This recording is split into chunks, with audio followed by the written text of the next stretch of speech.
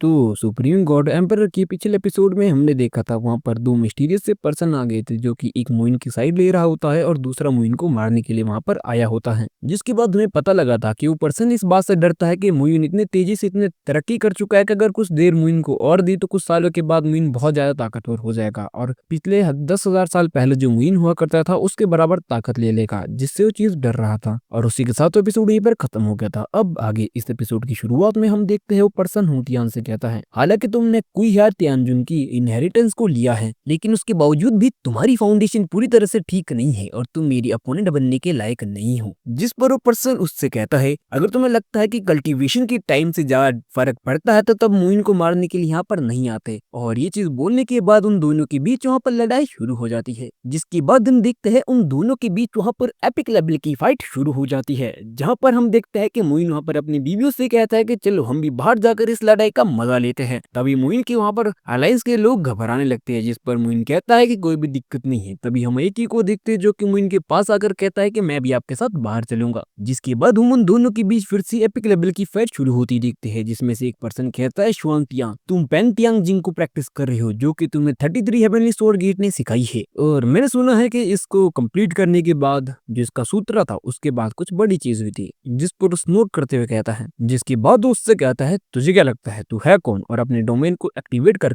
उस पर्सन के चारों तरफ ले आता है। लेकिन वो पर्सन भी देखकर अपनी ताकत से उसके उस फॉर्मेशन को तोड़ देता है। जिसके बाद हम देखते हैं उसका इम्पैक्ट इतना होता है कि नॉर्मल सोल्जर तो पीछे हटने पर मजबूर हो जाते हैं। जिसके बाद वो सभी आपस में लड़ने लगते हैं। दूसरी तरफ हम नीचे मुइन को देखते हैं जो कि उन दोनों को देख रहा होता है। तभी एक ही कहता है, मुझे नहीं लगता कि लड़ाई इतनी जल्दी खत्म होने वाली है। जिस पर मुइन उससे पूछता है ये दोनों है कौन, जिस पर वो उसे बताता है, मेरे पॉइंट ऑफ व्यू के अकॉर्डिंग तो जिस दिन लॉर्ड ने इनको हायर किया था एक इमोर्टल के तौर पर, उस समय उनकी स्ट्रेंथ और वेपन की कंट्रोल पूरी तरह से परफेक्ट थी, और जो होली लॉर्ड है वो थोड़े से कमजोर है। हालांकि बीटर सी सेलेस्टियल मास्टर की बीटर हेवनली सीक्रेट ये किसी भी ऑर्डिनरी मैजिक से ज्यादा पावरफुल है। जिस पर मुइन कहता है कि तुम्हें लगता है कि शुआंटियान थोड़ा वियर्ड है, जिस पर ये क्यों उससे पूछने लगता है, लेकिन मुझे तो इसमें कुछ भी वियर्ड नहीं दिख रहा है, लेकिन आपको इसमें ऐसा वियर्ड क्या दिख रहा है। जिस पर मुइन उसका जवाब देते हुए कहता है, शुआंगकाओ माउंटेन का कैथोलिक लोग, तुम में इतनी हिम्मत क्यों नहीं कि तुम अपना असली चेहरा दिखा सको सबको, मुझे तो यही चीज सबसे वियर्ड लगती है। जिस पर एक ही उसका जवाब देते हुए कहता है, मुझे पता नहीं इसको देखते हुए हमेशा से अजीब सी फीलिंग आती है, मैं जब भी इसको देखता हूँ मुझे किसी पर्सन की याद आती है। जिस पर मुइन उससे पूछता है वो कौन है, और वो एक नाम लेता है, मोलोन, और ये नाम सुनते ही मुइन का चेहरे से पूरा का पूरा रंग उड़ जाता है। और हमें एक नैरेटिव वॉइस बताती है 10,000 साल पहले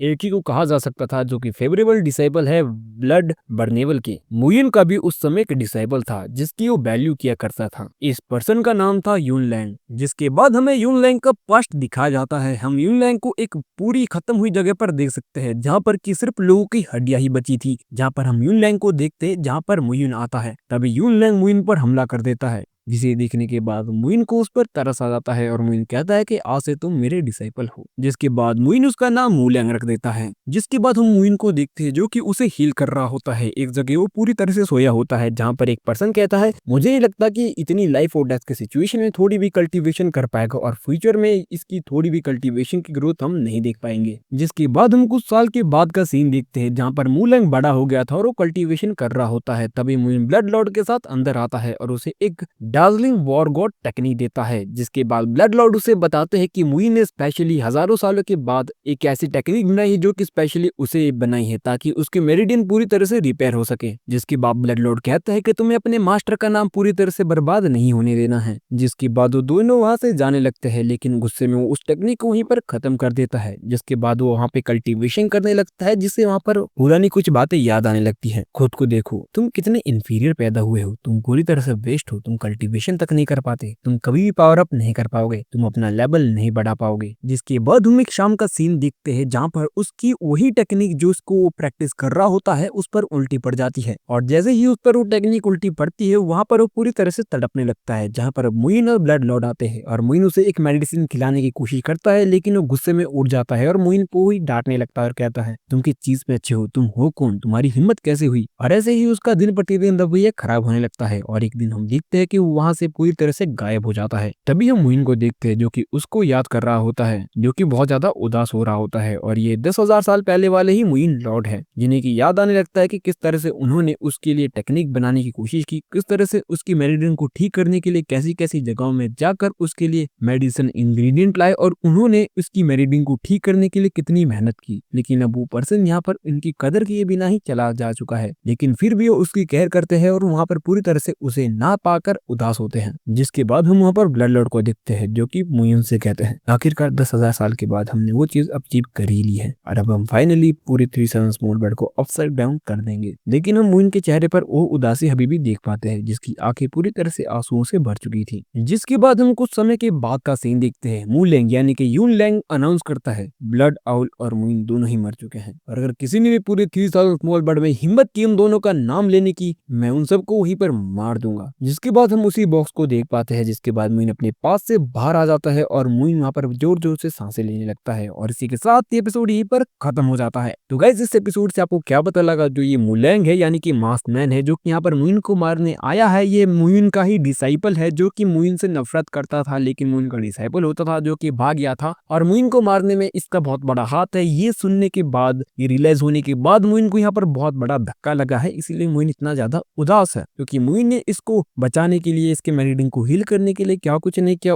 उल्टा उसके लिए एक टेक्निक भी बनाई और अपनी सारी कल्टीवेशन को छोड़कर इसके लिए जितनी जितनी चीजें जो लगती थी, चाहे वो कोई भी हर्ब हो, चाहे कोई मेडिसिन प्रॉपर्टी हो, चाहे वो कोई मैजिकल वेपन हो या कोई मैजिकल रिफाइनिंग चीज हो, हर चीज मोइन ने कहां से लाई है अपनी जान पर खेल के। और आखिर में इतने लविंग नेचर होने के बाद भी जब आपके सामने ऐसी चीजें आती है तो आपको झटका लगना जायज है। तो अगला एपिसोड देखने लायक होगा। क्या मोइन इसे मार देगा या मोइन इसको माफ कर देगा? क्या इसको पता लग जाएगा कि 10,000 साल पहले वाला मोइन यही है जो कि अब रीबोर्न हो चुका है अपना बदला लेने के लिए? तो गाइस ये सारी चीजें देखने लायक होगी और अगला एपिसोड आपको सून देखने को मिल जाएगा। तब तक के लिए ta ta, take care and bye bye.